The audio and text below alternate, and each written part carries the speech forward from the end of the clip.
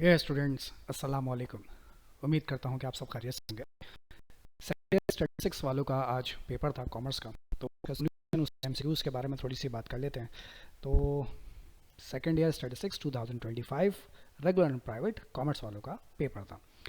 MCQs के पहली बात कर लेते हैं। पहले एमसीक्यू का आंसर था डिस्क्रीट वेरिएबल, पाई डायग्राम को सेक्टर डायग्राम भी कहते हैं। एमसीक्यू 3 का आंसर था 1, 4 का आंसर पैरामीटर, 5 का आंसर 10, 6 का आंसर अंडा आई मीन 0, 7 का आंसर 1, 8 का answer probability of A multiply by probability of B, 9 का answer less space index number और 10 का आंसर था मिनिमम। यह स्क्वायर ऑफ डेविएशन है, सही है, सम ऑफ डेविएशन नहीं है यहाँ पे, sum of square of deviation of arithmetic mean, तो वो मिनिमम होता है। ठीक, ओके। उसके बाद सेक्शन बी पर आते हैं। सेक्शन बी में क्वेश्चन नंबर 2 का ए पार्ट थ्योरेटिकल था, क्वालिटेटिव और क्वांटिटेटिव डाटा की डेफिनेशन विद एग्जांपल्स देनी थी, यहाँ पर लिखी हुई है। 2 के बी पार्ट पर आते हैं। इसमें आपको करेक्टेड मीन कैलकुलेट करना था, ये इसका सोल्यूशन है, इसको चेक कर लीजिएगा। क्वेश्चन नंबर 2 के 3 पार्ट पर आते हैं। इसमें आपको ये 2 वर्ड्स थे, इससे परमुटेशन बनानी थी। ये बहुत ही बचपन वाला सवाल है, आई मीन बहुत बार रिपीट हो चुका है। कॉलेज तो रिपीट हुआ है, सॉरी स्टैटिस्टिक्स रिपीट हुआ है, कॉलेज पहली बार आया। अच्छा, सबसे ज़रूरी बात कि ज़रूर बताइएगा कि आपका पेपर कैसा हुआ, ठीक है, और एमसीक्यूज़ कितने सही हुए, क्या रिजल्ट था, इसमें कोई गड़बड़ है सोल्यूशन में तो वही बताइएगा, जैसे अभी इसमें गड़बड़ थी।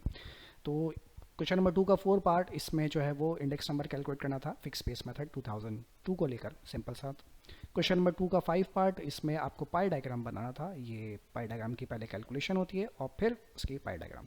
अच्छा, ज़रूरी नहीं है कि आपकी पाई डायग्राम यहाँ से शुरू हो, ये मेरी पाई डायग्राम जो है ना वो यहाँ से शुरू हो रही है। हो सकता है कि आपने यहाँ से स्टार्ट किया, मतलब यहाँ से एक लाइन लगाई हो, उसके बाद यूँ घूमते हुए आए। ये क्योंकि कंप्यूटराइज सिस्टम है, ऑटोमेटिकली ये बना रहा है, तो ये यहाँ से एक लाइन ड्रॉ हुई है और फिर यूँ चलता हुआ चलाएगा। आप यहाँ से बनाएं, यहाँ से बनाएं, कहीं से भी बनाएं, सेक्टर जो है ना इतना बड़ा ही होना चाहिए, यानी फूड का जो पोर्शन है वो इतना बड़ा ही होना चाहिए, क्लोथिंग का पोर्शन इतना बड़ा होना चाहिए, हाउस रेंट का पोर्शन इतना बड़ा होना चाहिए, और इलेक्ट्रिसिटी का पोर्शन इतना छोटा ही होना चाहिए। ठीक है, भले आप कहीं से भी स्टार्ट करें, कोई इशू नहीं है, बस सेक्टर इतना बड़ा ही होना चाहिए। ठीक।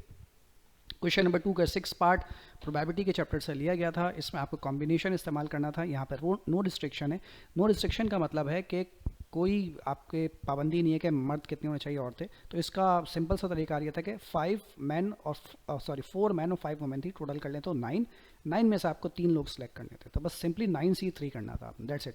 ठीक है, अगर आपने किसी और तरीके से किया है तो भी ये आंसर अगर आ रहा है तो ठीक है, इसके अलावा कोई आ रहा है तो फिर सोचने वाली बात है। उसके बाद इसका बी पार्ट सिंपल सा क्वेश्चन था, ये भी आसान था। ठीक, ओके। 2 के 7 पार्ट पर आते हैं। ये भी प्रोबेबिलिटी के चैप्टर से लिया गया है और इसमें एक डाई रोल किया गया था। डाई थी, क्या थी इसमें, हाँ, एक डाई रोल किया गया था और ये उसकी प्रोबेबिलिटी हमने कैलकुलेट की तीनों पोर्शन की। ठीक है। 2 का 8 पार्ट, ये किसी भी जो है ना पास पेपर में कभी रिपीट नहीं हुआ, ये सवाल कभी आया नहीं, रिपीट तो दूर की बात, कभी आया नहीं है, और ना ही किसी बुक की एक्सरसाइज में ये क्वेश्चन आपको मिलेगा।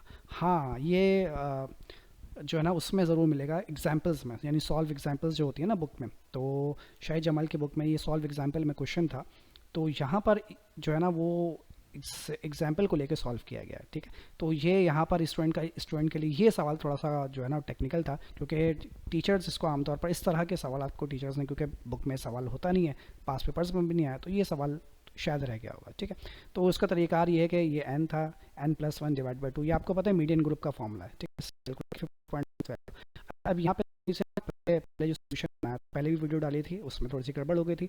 अब हुआ ये कि 50.5 वैल्यू, तो ये डायरेक्ट ये वाले ग्रुप को मैंने सेलेक्ट कर लिया था।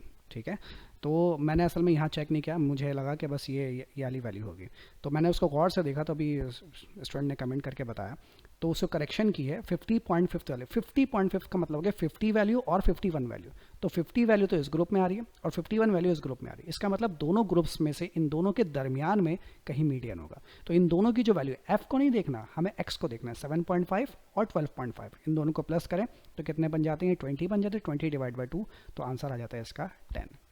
ठीक है, तो ये इसका आंसर हो गया। उसके बाद सेक्शन सी पर आ जाए। 3 का ए पार्ट जो है वो प्रोबेबिलिटी के चैप्टर, सॉरी 3 का ए पूरा ही पार्ट जो प्रोबेबिलिटी के चैप्टर से लिया गया है।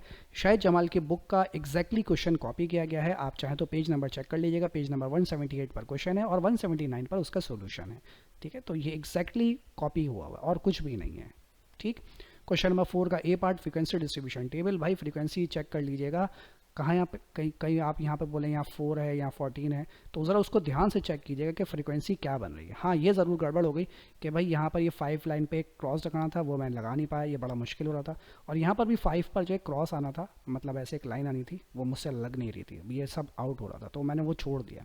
ठीक है, ये आप इस पे फोकस कीजिए, इसको छोड़ दीजिए, आप इस पे फोकस कीजिएगा। ठीक है, और इसका 4 का बी पार्ट, इसी से आपको मीन कैलकुलेट करना था, तो ये इसके लिए मीन के लिए कैलकुलेशन की हमने, और ये मीन आ गया।